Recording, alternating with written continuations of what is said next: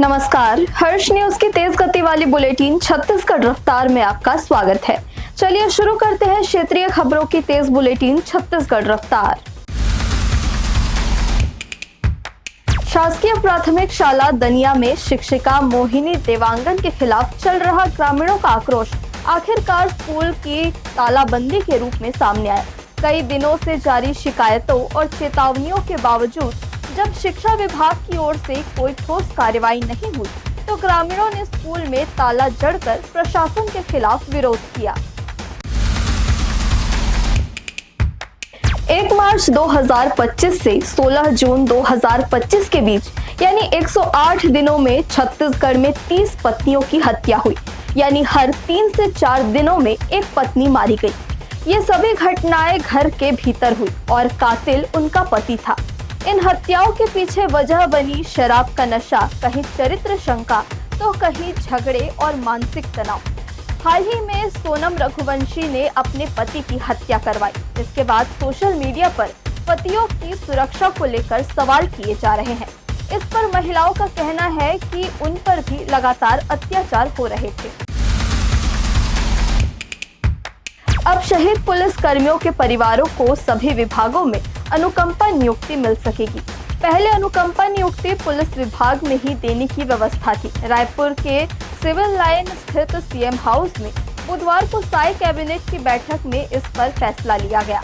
वहीं बेमेतरा के साजा में उद्यानिकी विश्वविद्यालय बनाने 100 एकड़ जमीन निःशुल्क दी जाएगी। इसके साथ ही कई अहम फैसले पर भी मुहर लगी है।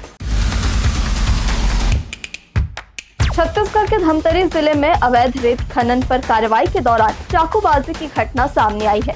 पुलिस ने इस मामले में 4 आरोपी को गिरफ्तार कर लिया है। वहीं थाने से एक आरोपी भाग गया। इस मामले में एसपी ने जांच के आदेश दिए थे। ड्यूटी में लापरवाही बरतने पर एक एसआई को तत्काल निलंबित किया गया है। वहीं टीआई को भी नोटिस जारी कर जवाब मांगा गया है।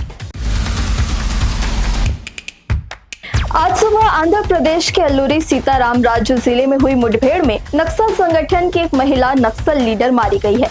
वह विशाखापट्टनम जिले के पेंडुर्थी मंडल के ककरवानी पालेम गांव की रहने वाली थी। करीब 2.5 दशक पहले उसने माओवादी विचारधारा को अपनाया और पूर्वी डिवीजन सचिव जैसी अहम भूमिका तक पहुँच गयी। मौजूदा समय में अरुणा माओवादी संगठन की सेंट्रल जोनल कमेटी की सदस्य थी और उस पर 20 लाख रुपए का इनाम रखा गया था। छत्तीसगढ़ के बलौदा बाजार के भीड़भाड़ वाले सदर बाजार में नशेड़ी बेटे ने अपने पिता पर दुकान में घुसकर जानलेवा हमला कर दिया। आरोपी युवक ने चाकू से लगातार हमला किया, जिससे बुजुर्ग को गंभीर चोटें आई है। आरोपी युवक पेशे से शिक्षक है। इस घटना का सीसीटीवी वीडियो भी सामने आया है। मामला कोतवाली थाना क्षेत्र का है। प्रभु श्री राम के ननिहाल चंदखुरी स्थित कौशल्या माता धाम में जल्द भगवान राम की 51 फीट की नई प्रतिमा लगेगी। भगवान राम की प्रतिमा 1 हफ्ते में ग्वालियर से छत्तीसगढ़ आ जाएगी। यह प्रतिमा सैंडस्टोन से बनी है, जो 3 फेज में तैयार हुई है। चंदखुरी में लगने वाली भगवान राम की भव्य प्रतिमा को ग्वालियर से मूर्तिकार दीपक विश्वकर्मा अंतिम रूप दे रहे हैं। उन्होंने बताया कि पिछले दिनों पेमेंट नहीं होने के चलते काम को रोक दिया गया था। अब प्रतिमा का काम अंतिम चरणों में है। जल्द ही इस प्रतिमा को छत्तीसगढ़ पहुंचा दिया जाएगा। मुख्यमंत्री विष्णुदेव साय की अध्यक्षता में बुधवार को मंत्री परिषद की बैठक हुई। मॉनसून सत्र से पहले हुई बैठक में कई महत्वपूर्ण विषयों पर चर्चा की गई। इसके बाद विभिन्न प्रस्तावों पर मुहर लगी है। अनुकंपा नियुक्ति की कंडिका में संशोधन किया गया है। साथ ही बाघों के संरक्षण के लिए छत्तीसगढ़ टाइगर फाउंडेशन सोसाइटी का गठन किया जाएगा।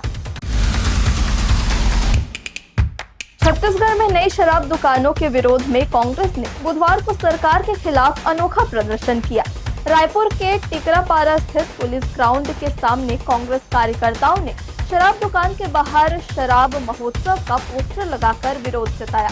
इस दौरान बैंड बाजों के साथ कांग्रेसियों ने प्रतीकात्मक रूप से शराबियों को माला पहनाकर स्वागत किया। वहीं कांग्रेस कार्यकर्ताओं ने मुख्यमंत्री, कैबिनेट मंत्री और विधायकों के मुखौटे पहनकर शराब दुकान में आने वाले लोगों की आरती उतारी।